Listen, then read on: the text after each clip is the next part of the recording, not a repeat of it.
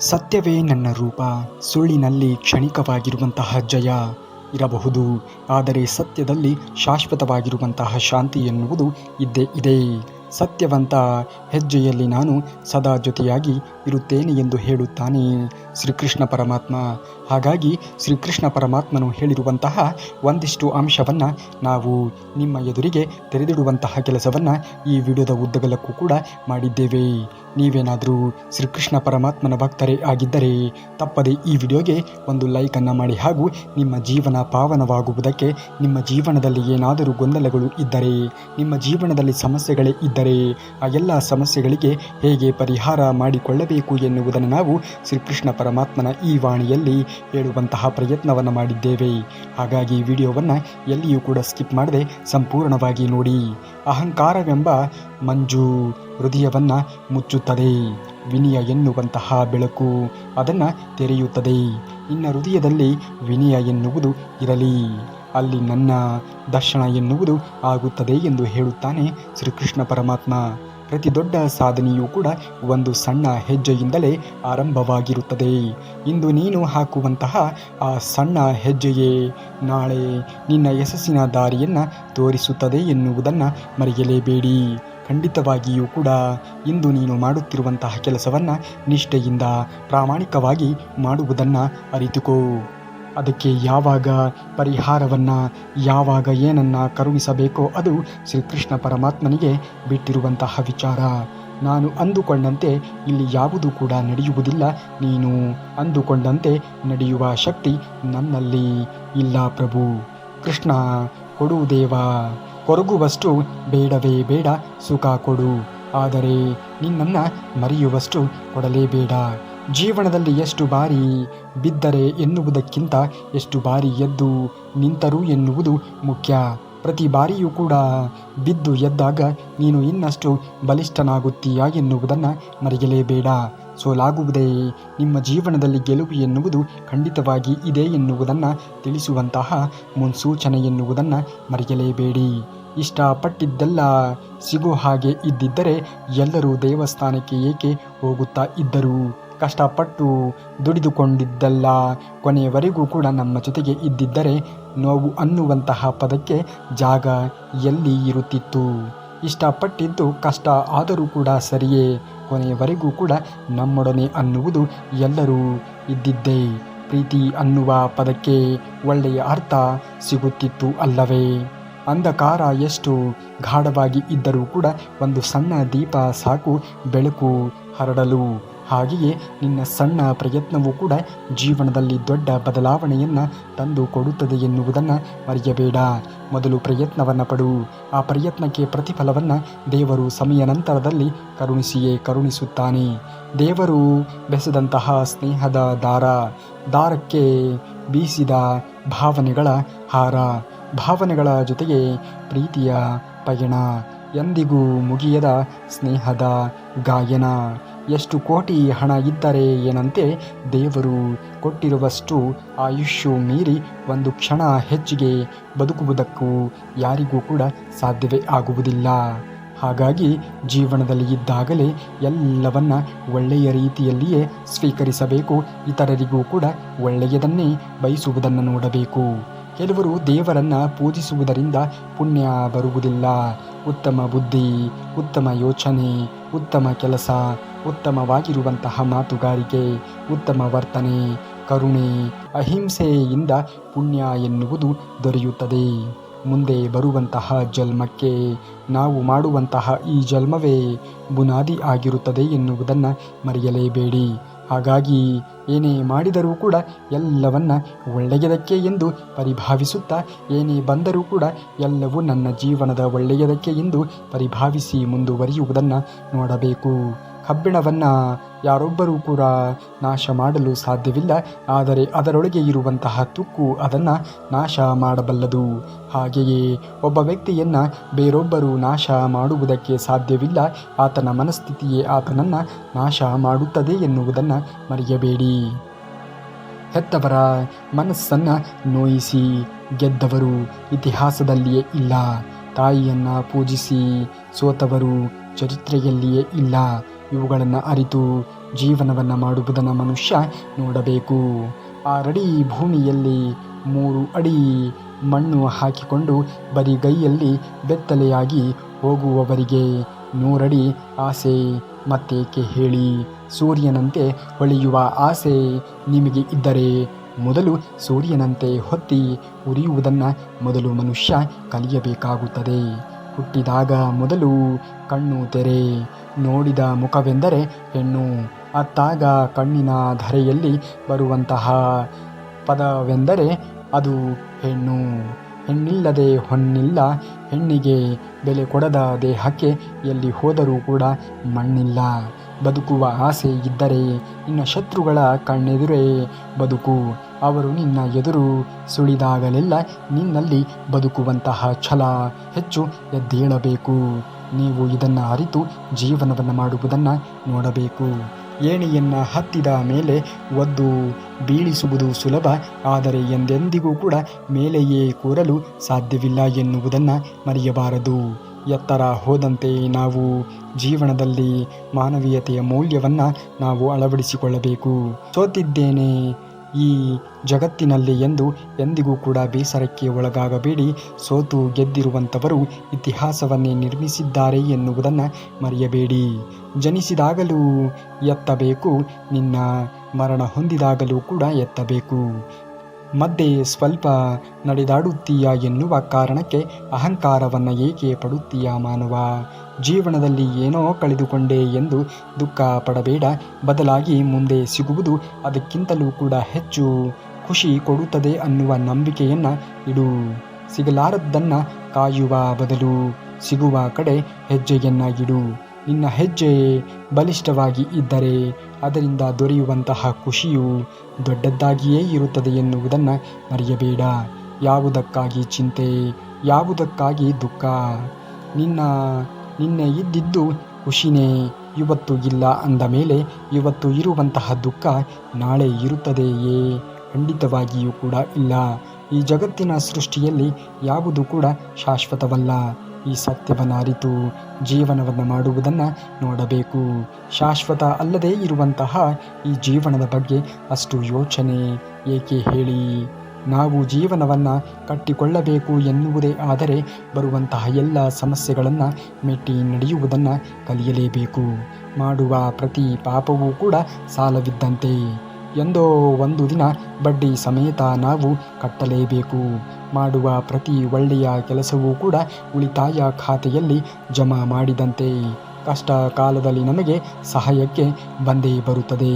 ಹಾಗಾಗಿ ಒಳ್ಳೆಯ ಕೆಲಸಗಳನ್ನು ಮಾಡಿ, ಉಪಕಾರವನ್ನು ಮಾಡಿ. ದೇಹಕ್ಕೆ ಹಸಿವಾದರೆ ಪ್ರಸಾದ ಅಗತ್ಯವುಂಟು, ಹಾಗೆಯೇ ಮನಸ್ಸಿಗೆ ಹಸಿವಾದರೆ ಪ್ರಾರ್ಥನೆಯ ಅಗತ್ಯ ಉಂಟು. ಪ್ರಸಾದ ಸೇವನೆಯಲ್ಲಿಯೂ ಕೂಡ ಪ್ರಾರ್ಥನೆಯಲ್ಲಿಯೂ ಕೂಡ ಏಕಾಗ್ರತೆ ಎನ್ನುವುದು ಅತ್ಯವಶ್ಯಕ ಎನ್ನುವುದನ್ನು ಮರೆಯಲೇಬೇಡಿ.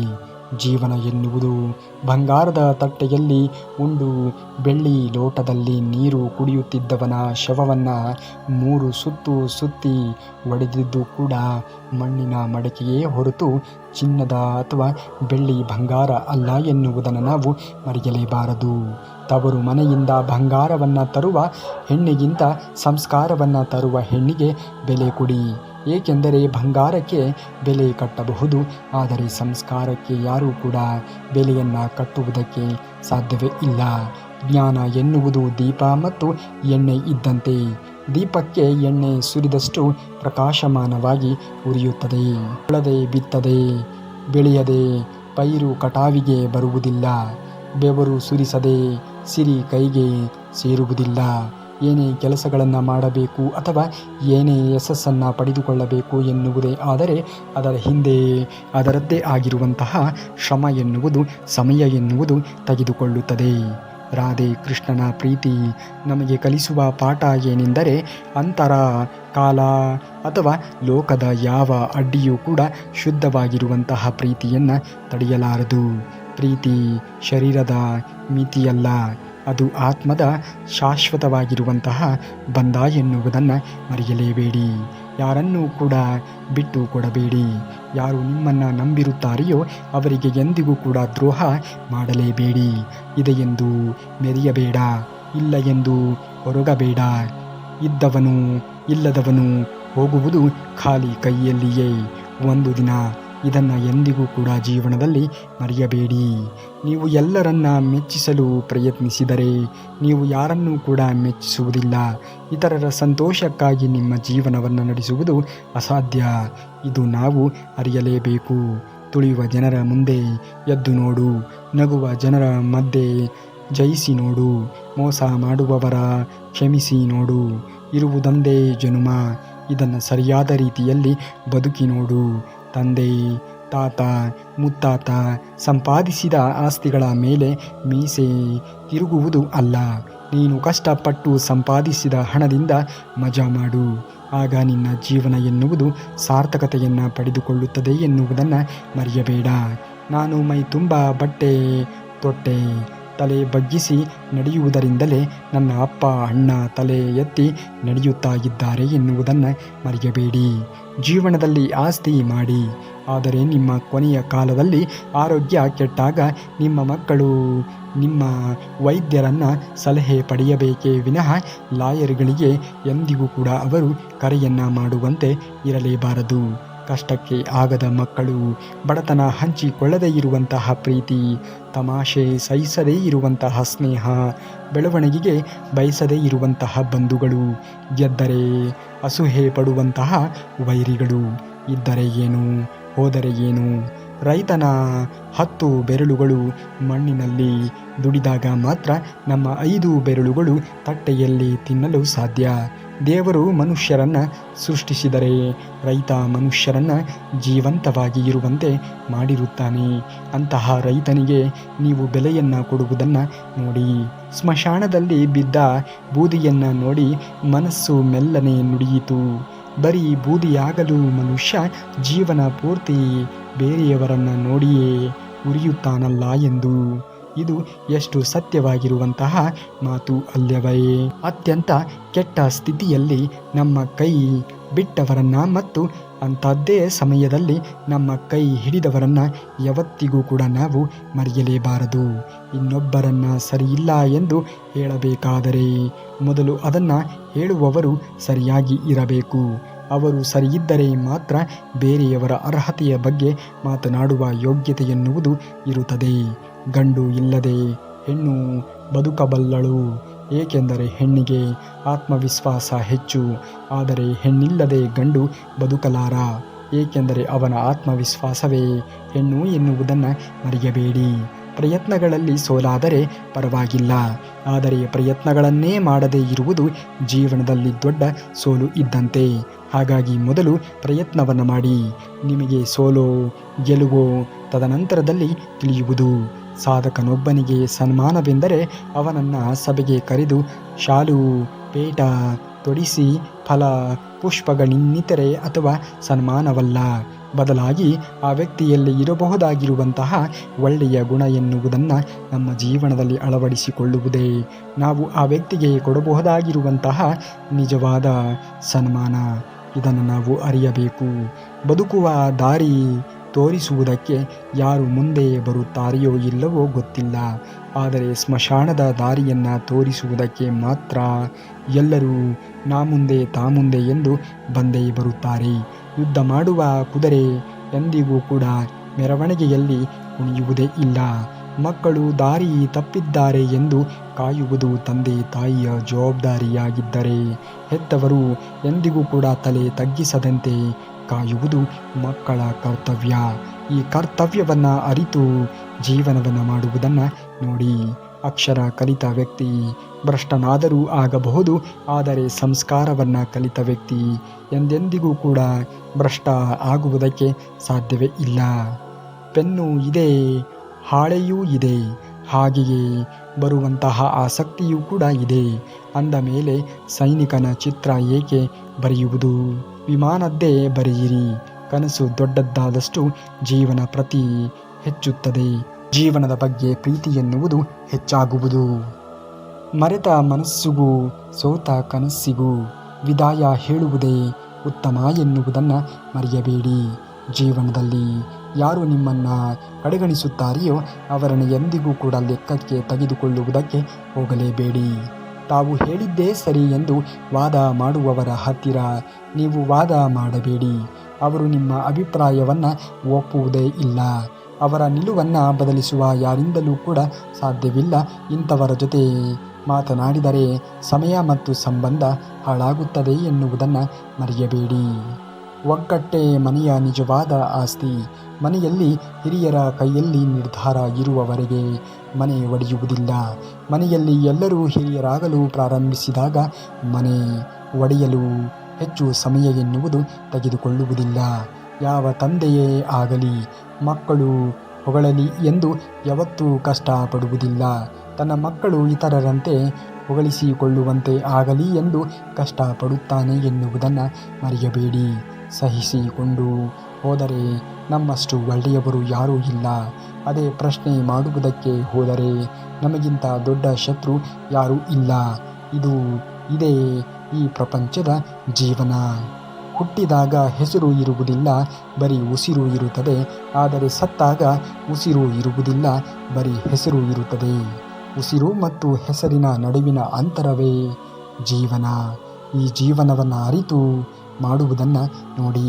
ತಂದೆ ತಾಯಿ ಮಕ್ಕಳನ್ನು ಓದಿಸುವುದು ತಮ್ಮ ಹಸಿವು ನೋವು ನೀಗಿಸುತ್ತಾರೆ ಅಂತ ಅಲ್ಲ, ತುತ್ತು ಅನ್ನಕ್ಕಾಗಿ ಯಾರ ಮುಂದೆಯೂ ಕೂಡ ಕೈ ಚಾಚಬಾರದು ಅಂತ. ಹಾಗಂತ ತಂದೆ ತಾಯಿಗಳನ್ನು ಅವರ ಮುಪ್ಪಿನ ಕಾಲದಲ್ಲಿ ನೋಡಿಕೊಳ್ಳುವುದು ನಮ್ಮ ಕರ್ತವ್ಯ ಎನ್ನುವುದನ್ನು ನಾವು ಎಂದಿಗೂ ಕೂಡ ಮರೆಯಬಾರದು. ಯಾವ ವ್ಯಕ್ತಿಯು ಮತ್ತೊಬ್ಬ ವ್ಯಕ್ತಿಯ ಜೀವನವನ್ನು ರೂಪಿಸುವುದಕ್ಕೆ ಆಗುವುದಿಲ್ಲ. ನಿಮ್ಮ ಯಶಸ್ಸು ಮತ್ತು ಸಂತೋಷ ಅವಲಂಬಿಸಿರುವುದು ನಿಮ್ಮ ಮೇಲೆ. ನಿಮಗಾಗಿ ಆಲೋಚಿಸಿ ಜೀವನಕ್ಕಾಗಿ ಯೋಚನೆಯನ್ನು ರೂಪಿಸಿಕೊಳ್ಳಿ. ಅಂದಾಗಲೇ ನೀವು ಬದುಕಿನಲ್ಲಿ ಏನಾದರೂ ಒಂದು ಸಾಧನೆಯನ್ನು ಮಾಡಿ ತೋರಿಸುವುದಕ್ಕೆ ಸಾಧ್ಯವಾದೀತು. ಮನೆ ಅಂದ ಮೇಲೆ ಕಸ ಎನ್ನುವುದು ಇರುತ್ತದೆ. ಬದುಕು ಎಂದ ಮೇಲೆ ಕಷ್ಟ ಎನ್ನುವುದು ಇರುತ್ತದೆ. ಕಸವಾದರೆ ಗುಡಿಸಬೇಕು, ಕಷ್ಟವಾದರೆ ನಾವು ಬದುಕಿನಲ್ಲಿ ಜಯಿಸುವುದನ್ನು ನೋಡಬೇಕು. ಹೃದಯ ಕೃಷ್ಣನನ್ನು ನೆನೆಸಿದಾಗ ಅದು ಭಯವನ್ನು ಕಳೆದು ಶಾಂತಿ ಮತ್ತು ಪ್ರೀತಿಯನ್ನು ತುಂಬುತ್ತದೆ. ಅವರ ಸ್ಮರಣೆಯೇ ಮಮತೆಯ ಮಧುರವಾಗಿರುವಂತಹ ವಾತ್ಸಲ್ಯ ಎನ್ನುವುದನ್ನು ಮರೆಯಬೇಡಿ. ಜೀವನದಲ್ಲಿ ಏನೇ ಕಷ್ಟಗಳು ಬಂದರೂ ಕೂಡ, ಏನೇ ಸಮಸ್ಯೆಗಳು ಎದುರಾದರೂ ಕೂಡ ತಂದೆ ತಾಯಿಗಳನ್ನು ನೆನೆಸಿಕೊಳ್ಳಿ, ಶ್ರೀಕೃಷ್ಣ ಪರಮಾತ್ಮನನ್ನು ನೆನೆಸಿಕೊಳ್ಳಿ. ಎಲ್ಲದಕ್ಕೂ ಕೂಡ ಪರಿಹಾರ ಎನ್ನುವುದು ಸಿಕ್ಕೇ ಸಿಗುತ್ತದೆ. ತಾಯಿ ಮೊದಲ ಗುರುವಾದರೆ ಶಿಕ್ಷಕ ಎರಡನೇ ಗುರು, ಬದುಕು ಮೂರನೆಯ ಗುರು. ವಿದ್ಯೆ ಕಲಿಸಿದ ಗುರುವಿಗೂ ಕೂಡ ಬಿದ್ದಾಗ ಎದ್ದಿ ಅಂಬೆಗಾಲಲ್ಲಿ ನಡೆಯುವುದನ್ನು ಕಲಿಸಿದ ತಾಯಿಗೂ ಕೂಡ ಶಿಕ್ಷಕರ ಒಂದು ಸಮಾನವಾಗಿರುವಂತಹ ಗೌರವವನ್ನು ಕೊಡುವುದನ್ನು ನಾವು ಕಲಿಯಬೇಕು. ಅಪ್ಪ ಗಳಿಸಿಟ್ಟು ಆಸ್ತಿ ಮಕ್ಕಳು ಭಾಗ ಬೇಕೆಂದು ಕೇಳುವವರು, ಅದೇ ಅಪ್ಪ ಸಾಲ ಮಾಡಿಟ್ಟರೆ ನನಗೆ ಗೊತ್ತಿಲ್ಲ ಅನ್ನುವವರು. ಆಸ್ತಿಗೆ ಎಲ್ಲರೂ ಪಾಲುದಾರರು, ಸಾಲಕ್ಕೆ ಯಾರೂ ಕೂಡ ಹೊಣೆಯಾಗುವುದಕ್ಕೆ ಸಾಧ್ಯವೇ ಇಲ್ಲ. ಯಾರಿಗೋಸ್ಕರ ನೀ ಸಾಧನೆ ಮಾಡುತ್ತಾ ಇರುವೆಯೋ ಇಲ್ಲವೋ ಗೊತ್ತಿಲ್ಲ, ಆದರೆ ನಿನ್ನ ಹೆತ್ತ ತಂದೆ ತಾಯಿಗೋಸ್ಕರ ಆದರೂ ಕೂಡ ನೀನು ಸಾಧನೆಯನ್ನು ಮಾಡಿ ತೋರಿಸಲೇಬೇಕು. ಕಣ್ಣಿನಲ್ಲಿ ಕಂಡಷ್ಟು ಸುಲಭವಲ್ಲ ಒಂದು ಹೆಣ್ಣಿನ ಜೀವನ ಆಳವನ್ನು, ಅವಳ ಭಾವನೆಗಳನ್ನು, ಬೆಟ್ಟದಷ್ಟು ಅವಳು ಪಡುವಂತಹ ಕಷ್ಟವನ್ನು ನಾವು ಅರ್ಥ ಮಾಡಿಕೊಳ್ಳುವುದು. ಯಾವುದೇ ಕೆಲಸದಲ್ಲಿ ಯಶಸ್ಸು ಸಾಧಿಸಬೇಕು ಅಂದರೆ ಮೊದಲು ನಾವು ಆ ಕೆಲಸವನ್ನು ಪ್ರೀತಿಸಬೇಕು, ಆ ಕೆಲಸವನ್ನು ನಾವು ಕಲಿಯಬೇಕು. ಆಗ ಪ್ರಗತಿ ತನ್ನಿಂದ ತಾನೇ ನಮ್ಮ ಜೀವನದಲ್ಲಿ ಬರುವುದಕ್ಕೆ ಸಾಧ್ಯವಾದೀತು. ನಾಲಿಗೆಗೆ ಮಾತು ಕಲಿಯಲು 3 ವರ್ಷ ಬೇಕು, ಆದರೆ ಆ ಮಾತನ್ನು ಎಲ್ಲಿ ಯಾವಾಗ ಹೇಗೆ ಆಡಬೇಕು ಎನ್ನುವುದನ್ನು ಜೀವನವಿಡೀ ನಾವು ಕಲಿಯಲೇ ಬೇಕಾಗುತ್ತದೆ. ರಾಧೆಯ ಹೃದಯದಲ್ಲಿ ಪ್ರೀತಿ ಮತ್ತು ಕೃಷ್ಣನ ಹೃದಯದಲ್ಲಿ ಇದ್ದಂತಹ ಮಮತೆ ಸೇರಿ ಪ್ರೀತಿಯ ಅತ್ಯಂತ ಶುದ್ಧವಾಗಿರುವಂತಹ ರೂಪವನ್ನು ಜಗತ್ತಿಗೆ ತೋರಿಸಲಾಯಿತು. ಮಸಣವೇ ಘಮಘಮಿಸುತ್ತಿತ್ತು, ಶವಗಳಿಷ್ಟು ಹೂಗಳಿಂದ ಊರೇ ನಾರುತ್ತಿತ್ತು. ಕೊಳೆತ ಮನಸ್ಸುಗಳಿಂದ ಮನಸ್ಸು ಶುದ್ಧವಾಗಿ ಇದ್ದರೆ ಊರೇ ದೇವಾಲಯವಾಗುತ್ತದೆ ಎನ್ನುವುದನ್ನು ಮರೆಯಬೇಡಿ. ನಿಮ್ಮ ಮನಸ್ಸುಗಳನ್ನು ಶುದ್ಧವಾಗಿ ಇಟ್ಟುಕೊಳ್ಳಿ. ನಿಮ್ಮ ಅಕ್ಕಪಕ್ಕದಲ್ಲಿ ಶುದ್ಧವಾಗಿರುವಂತಹ ವಾತಾವರಣವನ್ನು ಸೃಷ್ಟಿ ಮಾಡಿಕೊಳ್ಳಿ. ಕೋಟಿ ಕೋಟಿ ಹಣ ಕೊಟ್ಟು ಖರೀದಿಸಿದ ಜಾಗ ಶಾಶ್ವತ ಅಲ್ಲ. ಜೀವ ಕೊಟ್ಟು ಖರೀದಿಸುವ 6 ಅಡಿ 3 ಅಡಿ ಜಾಗವೇ ಶಾಶ್ವತ ಎನ್ನುವುದನ್ನು ಮರೆಯಬೇಡಿ. ಜೀವನದಲ್ಲಿ ಬೇರೇನೂ ಕೂಡ ಬೇಡ. ನಿನ್ನ ಹೆತ್ತವರ ಬಾಯಿಯಲ್ಲಿ ನಿನ್ನ ಹೆತ್ತಿದ್ದಕ್ಕೆ ಸಾರ್ಥಕವಾಯಿತು ಎನಿಸಿಕೊಂಡರೆ ಸಾಕು. ಅದಕ್ಕಿಂತ ಅದ್ಭುತವಾಗಿರುವಂತಹ ಸಾಧನೆ ಬೇರೆ ಇರುತ್ತದೆ ಎಂದು ಹೇಳುವುದಕ್ಕೆ ಸಾಧ್ಯವೇ ಇಲ್ಲ. ಕೇವಲ ಗಂಗೆಯಲ್ಲಿ ಸ್ನಾನವನ್ನು ಮಾಡಿದ ತಕ್ಷಣ ಪಾಪ ಕಳೆದು ಹೋಗುವುದಿಲ್ಲ. ಮನಸ್ಸಿನಲ್ಲಿ ಹುಟ್ಟುವಂತಹ ಯೋಚನೆಗಳು ಇನ್ನೊಬ್ಬರಿಗೆ ಕೆಟ್ಟದ್ದನ್ನು ಬಯಸದೇ ಇದ್ದರೆ ನೀನು ಯಾವ ಸ್ನಾನವನ್ನು ಮಾಡುವ ಯೋಚನೆಯೇ ಬೇಡವೇ ಬೇಡ ಎಂದು ಹೇಳುತ್ತಾನೆ ಶ್ರೀಕೃಷ್ಣ ಪರಮಾತ್ಮ. ನೀವೇನಾದರೂ ಶ್ರೀಕೃಷ್ಣ ಪರಮಾತ್ಮನ ಭಕ್ತರೇ ಆಗಿದ್ದರೆ ತಪ್ಪದೆ ಈ ವಿಡಿಯೋಗೆ ಒಂದು ಲೈಕನ್ನು ಮಾಡಿ. ಇನ್ನು ನಾಳೆ ಶ್ರೀಕೃಷ್ಣ ಪರಮಾತ್ಮನ ಮತ್ತಷ್ಟು ವಚನಾಮೃತದೊಂದಿಗೆ ನಿಮ್ಮ ಮುಂದೆ ಬರುವವರೆಗೂ ಧನ್ಯವಾದ. ಕರುನಾಡಿಗೆ.